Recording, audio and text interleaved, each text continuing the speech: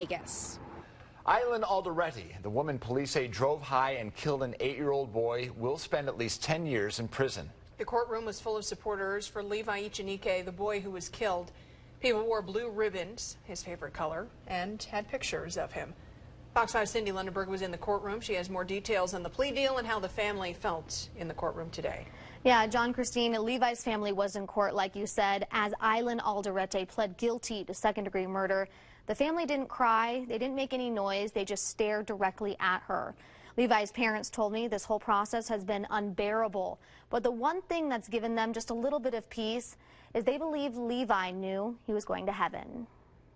While August 31st, the day of the car crash, is a blur for Bridget and Jose Echenique, there's one thing that's crystal clear. The very last thing he asked me was, Aita's dad in Basque. You know, how do we get to heaven? Dad, how do we get to heaven? Those were the last words 8-year-old Levi Echenique spoke before their car was crushed by Aylin Alderette near Harmon and Eastern. I remember looking in the rearview mirror to make eye contact with him, and it just felt like a sledgehammer on my head.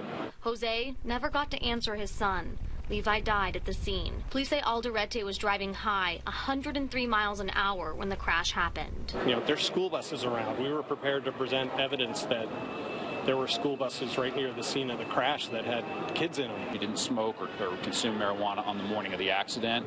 She was a chronic user, I'll concede that, but the last time she had used was over 12 hours prior. Now, a month and a day later... Do you understand that you're being charged with murder, second-degree, category A felony? How do you plead to those charges?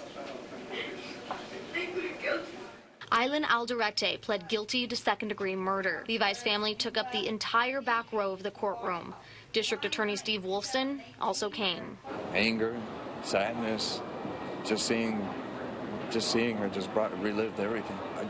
A part of me wanted her to know Levi was not forgotten, and he'll never be forgotten. Alderette is 25 and has never been in trouble before. According to the deal, the earliest she'll be released from prison is in 10 years when she's 35. And it's not somebody who was out partying, as we often see, all night long and couldn't be bothered to call an Uber. She had a panic attack, she was late for work on the day that this happened, and she made a foolish decision to drive way too fast. Levi's parents, Jose and Bridget, are both still recovering physically and mentally from the crash and losing their son. The one thing that helps them is that last conversation they had on the way to school on August 31st when Levi was talking about heaven. When he asked about our old dog as well, our old dog Dax, which I'm shocked he even remembered, but he said, I can't wait to see Dax. That last question, Dad, how do we get to heaven? I never got to answer him. Jose told me today maybe he didn't need to tell Levi how to get to heaven. Maybe Levi already knew the way. I want to believe that he already had the answer. Just wonder if they were, like, God or angels were preparing him. And he knew where he was going.